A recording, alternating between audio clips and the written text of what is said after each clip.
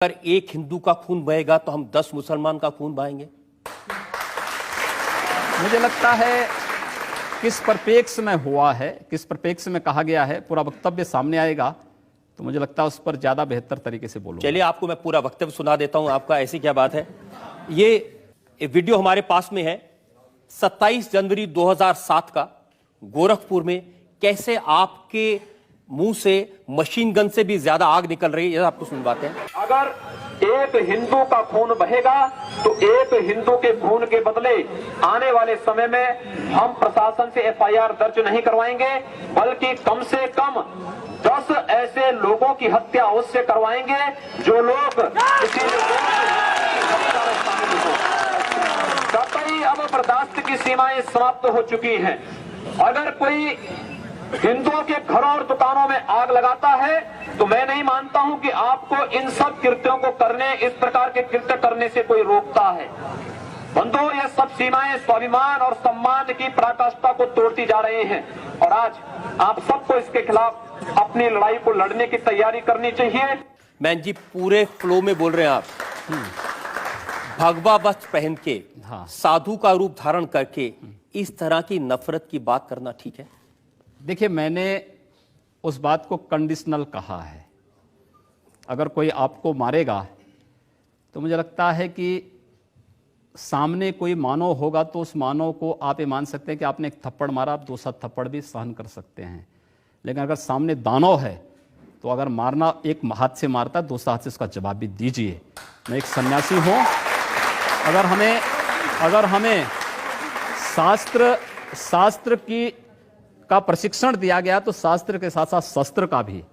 अगर हमारे हाथ में, एक हाथ में माला है तो दूसरे हाथ में हम भाला लेकर के भी चलते हैं, जिससे समाज को शिष्ट भी किया जा सके और दुष्टों को उनके कृत्यों की सजा भी दी जा सके। एक सन्यासी का सही कर्तव्य होता है। योगी जी, आप भारत की पार्लियामेंट के सदस्य हैं, आप उस सर्वोच्च व्यवस्था में हैं जो कानून बनाती है। आप लोगों से कह रहे हैं कि हम एफआईआर दर्ज नहीं करवाएंगे, अगर एक मारेगा तो हम 10 मारेंगे। आप गब्बर सिंह हैं कि हमने प्रशासन से इस बात को कहा, जब प्रशासन बात नहीं मानता है, जहां पर प्रशासनिक व्यवस्था पूरी तरह फेल हो चुकी है, जहां पर वो किसी चीज को सुनने को तैयार नहीं है। गोरखपुर में दर्जनों व्यापारियों की दुकानें आग लगाई जा चुकी थी। एक व्यापारी की हत्या सरेआम इसलिए कर दी जाती क्योंकि हिंदू बालिका को जबरन, मुहर्रम का जुलूस उस बालिका के साथ जबरन करने का प्रयास करता और वो व्यापारी उसको बचाने के लिए आता है तो उसकी हत्या सरेआम पुलिस की जीप से खींच करके, चाकू से गोंद करके उसकी हत्या कर दी जाती है। कोई इस बात को सुनने को तैयार नहीं।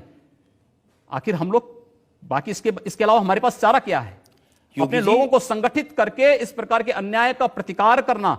मुझे लगता है जब कानून और व्यवस्था फेल हो जाती है, जंगल राज हो जाता है, तो जंगल राज का जवाब जैसे को तैसा देने की तैयारी होनी ही चाहिए। योगी जी, प्रधानमंत्री नरेंद्र मोदी कहते हैं सबका साथ सबका विकास।